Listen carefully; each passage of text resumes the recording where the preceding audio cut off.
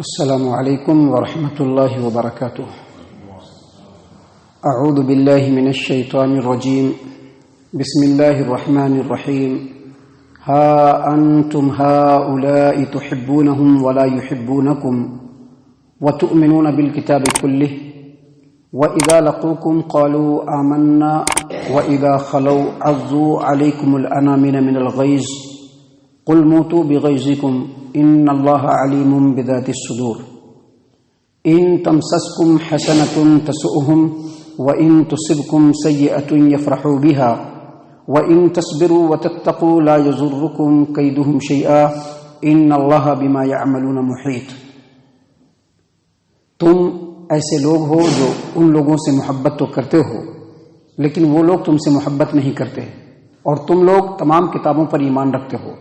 اور جب وہ تم لوگوں سے ملتے ہیں تو کہتے ہیں کہ ہم ایمان لائے، لیکن جب تنہائی میں جاتے ہیں تو غصے کے مارے اپنے انگلیوں کو دانتوں سے چبانے لگتے ہیں۔ اے محمد صلی اللہ علیہ وسلم، آپ ان سے کہیے کہ تم لوگ اپنے غیظ و غضب میں مر جاؤ، بے شک اللہ تبارک و تعالی دلوں کے بھید کو جاننے والا ہے۔ جب تمہیں کوئی اچھائی اور خیر و بھلائی پہنچتی ہے تو ان کو بہت برا لگتا ہے، اور جب تم کو کوئی مصیبت پہنچتی ہے تو وہ لوگ خوش ہو جاتے ہیں۔ لہذا اگر تم صبر کرو، اللہ تبارک و تعالیٰ کا تقوی اختیار کرو، لا یضرکم کیدہم شیئا، ان کی کوئی بھی چال بازی تم کو نقصان نہیں پہنچا پائے گی، اور بے شک اللہ تبارک و تعالیٰ ان کے اعمال کو گھیرے ہوا ہے۔ معزز سامعین کرام، سورہ آل عمران سورہ نمبر 3 اور اسی سورت سے ابھی آپ کے سامنے آیت نمبر 119 اور آیت نمبر 120 تلاوت کی گئی، اور دونوں آیتوں کا ترجمہ بھی آپ کے سامنے پیش کیا گیا۔ ابھی ان دونوں آیتوں سے پہلے جو کل آیت کریمہ میں نے آپ کے سامنے پیش کی تھی اور جس کی تفسیر میں نے بیان کی تھی، اس میں اللہ تبارک و تعالیٰ نے اسی بات کو بیان کیا تھا، اور اسی کا سمجھے تتمہ ہے، یعنی جو باتیں کل بتلائی گئی تھی ان باتوں کو اللہ تبارک و تعالیٰ نے ان دونوں آیتوں میں مکمل کیا ہے۔ آپ یاد کیجئے، کل جو میں نے باتیں بتلائی تھی اس میں یہ بتلائی تھی کہ اللہ تبارک و تعالیٰ نے مدینے کے اندر مسلمانوں کو یہ خاص طور سے انسٹرکشن دیا کہ جو یہود ہیں یا پھر کوئی بھی غیر ہے، جو بھی غیر ہیں، آپ ان سے دلی محبت نہ کیجیے اور ان کو اپنا رازدار نہ بنائیے۔ کیوں نہیں بنائیے؟ اللہ تبارک و تعالیٰ نے آگے اس کی وجہ بھی بیان فرمائی۔ وجہ یہ فرمائی اللہ تبارک و تعالیٰ نے کہ وہ تمہاری خرابی کے لیے کوئی کسر نہیں اٹھا رکھتے ہیں۔ کسی بھی طرح سے تم لوگوں کو خرابی پہنچے،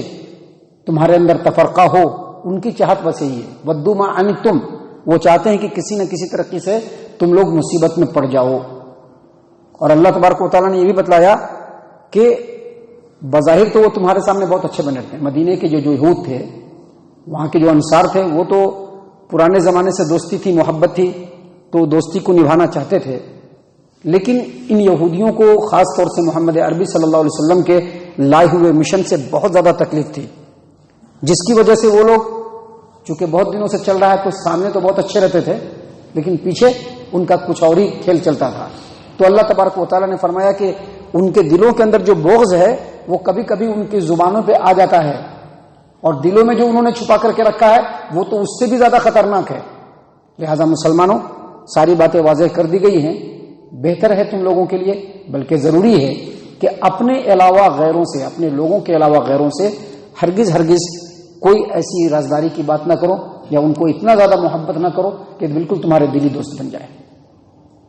معزز سامعین کرام، کل میں نے ایک بات اور بتلائی تھی کہ ایک مسلمان غیروں سے دلی محبت نہیں کر سکتا ہے۔ اللہ تبارک و تعالیٰ نے قرآن کریم میں ایک مقام پہ نہیں بلکہ بے شمار مقامات پہ اس کو بیان فرمایا ہے، لیکن جو اخلاق ہے، جو کردار ہے، جو حسن تعاون ہے، یا خیر کے معاملے میں کسی کا بھی ساتھ دینا ہے، یہ مسلمانوں کے لیے ضروری ہے۔ اگلی جو آیت کریمہ ہے جو آج ہم نے آپ کے سامنے تلاوت کی، اس میں اللہ تبارک و تعالیٰ نے فرمایا، ہا انتم اولائی تحبونہم ولا یحبونکم وتؤمنون بالکتاب کلہ، یعنی مسلمانوں تم لوگ ایسے ہو، تم وہ لوگ ہو کہ تم ان سے محبت کرتے ہو لیکن وہ تم سے محبت نہیں کرتے۔ آپ امیجن کیجئے، الحمدللہ سبھی لوگوں کے اندر سمجھداری ہے، جتنے لوگوں تک میری بات پہنچ رہی ہے ان تمام لوگوں کو دنیا کا تجربہ ہے، وہ لوگ خوب اچھی طریقے سے جانتے ہیں آپ جس معاشرے میں رہتے ہیں وہ کبھی بھی آپ سے محبت نہیں کرتے ہیں۔ ہاں، آپ اور ہم ضرور ان کے سامنے گر کر کے جاتے ہیں، لیکن وہ ہم سے محبت نہیں کرتے، چاہے کوئی بھی غیر ہو، وہ ہم سے محبت نہیں کرتے ہیں۔ ہاں، ہم ان کے سامنے گر کر کے ضرور جاتے ہیں، کیونکہ جو مسلمان اللہ تبارک و تعالیٰ کے در کو چھوڑ کر کے 10 در پہ جانے کی جن لوگوں کی عادت ہو جائے تو وہ ہمیشہ دوسروں کے سامنے ہی گریں گے۔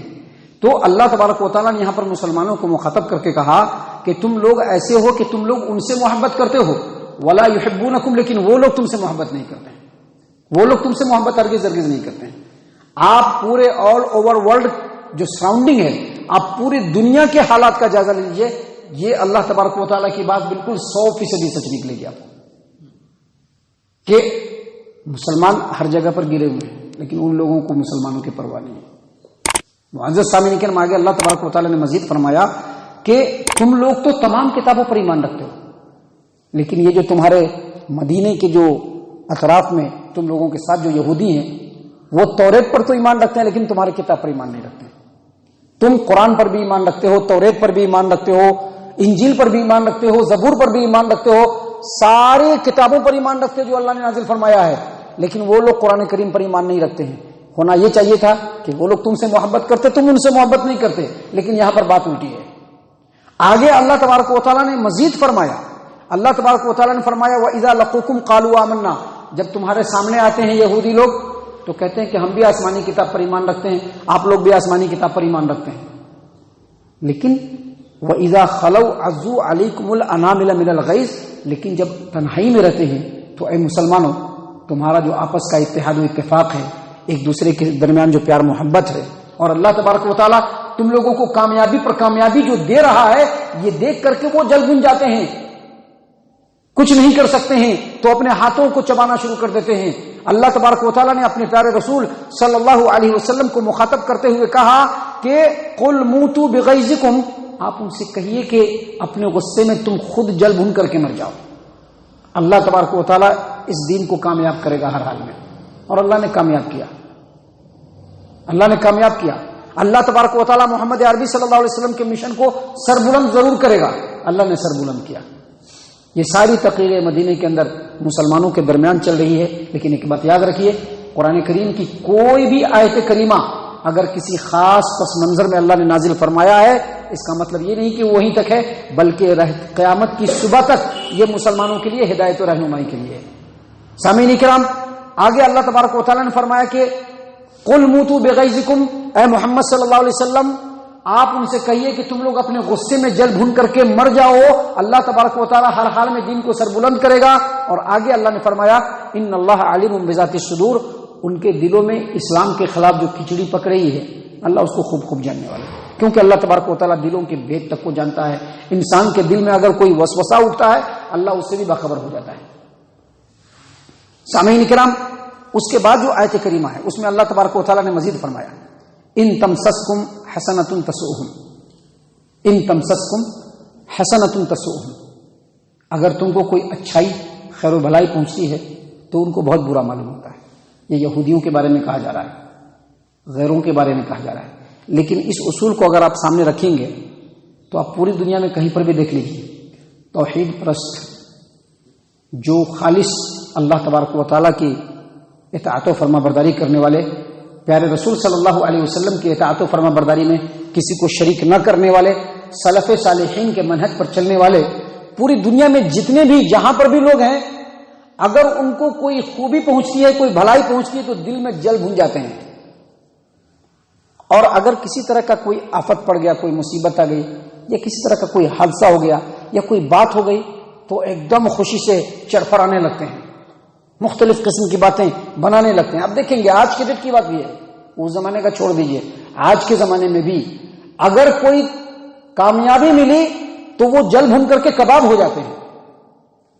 اور اگر کسی طرح کا کوئی ضرر پہنچا، کوئی پریشانی ہوئی تو بالکل چرفرانے لگیں گے، مختلف قسم کی باتیں بنانے لگیں گے، خوش ہو جائیں گے۔ اللہ تبارک و تعالیٰ نے اسی بات کو یہاں پر بیان فرمایا کہ ان تمسسکم حسنۃ تسؤہم، اگر تم لوگوں کو کوئی اچھائی خیر و بھلائی پہنچتی ہے تسؤہم تو ان کو بہت برا معلوم ہوتا ہے، وَإِن تُصِبْكُمْ سَيِّئَةٌ يَفْرَحُوا بِهَا، اور اگر تم لوگوں کو کوئی مصیبت پہنچتی ہے تو وہ لوگ اس سے خوش ہو جاتے ہیں۔